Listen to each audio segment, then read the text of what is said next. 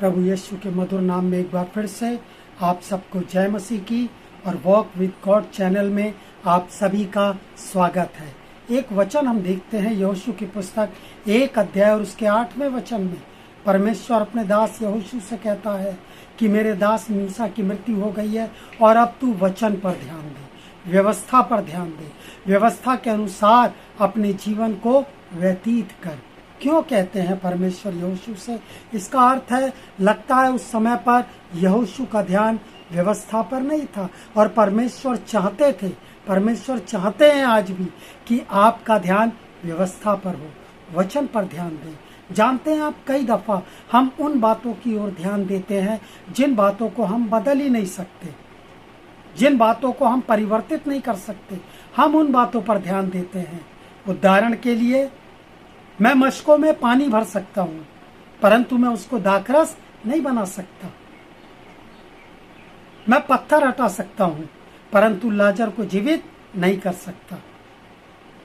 मैं 5 रोटी और 2 मछली दे सकता हूं परंतु 5000 से ऊपर की भीड़ को नहीं खिला सकता।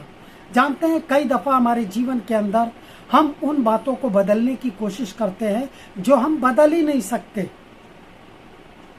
और इसीलिए कई दफा हमारे जीवन के अंदर चिंताएं, दुख, रोग, डिप्रेशन, एंजाइटी जैसे बीमारियां हमको घेर लेती हैं।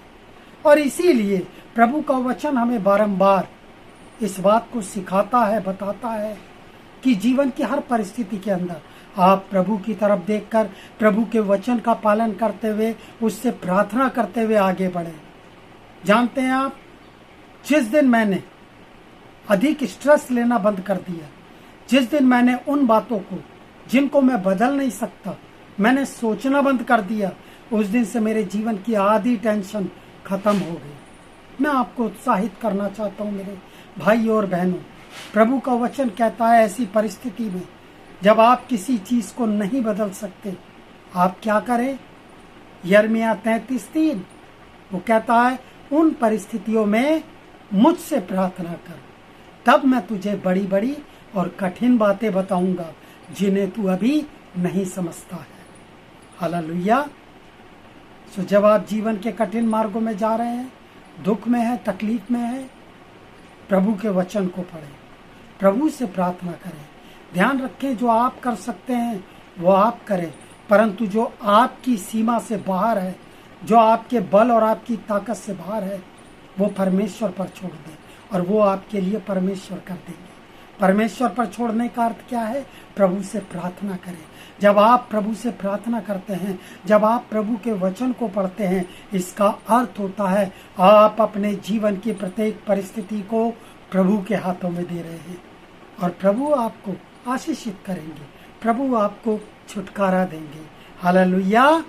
अगर आप देखेंगे यिर्मयाह 29 उसकी 11 आए, तो वहां पर प्रभु का वचन कहता है यिर्मयाह के मार्फत, सुनो, जो कल्पनाएं मैं तुम्हारे विषय में करता हूँ उन्हें मैं जानता हूँ कि वो हानि की नहीं वरन लाभ ही की हैं, और अंत में तुम्हारी आशा क्या होगी? पूरी होगी। तो विश्वास रखें, प्रभु के पास आपके लिए एक योजना है और वो योजना हानि की नहीं है, लाभ की है। हालेलुया। तो प्रभु पर भरोसा रखें, प्रभु के वचन के अनुसार अपने जीवन को व्यतीत करें, हार ना माने, हर बात में अपने आप को प्रभु के हाथों में दें और प्रभु आपको हर बात में, हर परिस्थिति के ऊपर विजयी कर देंगे। जय मसीह की।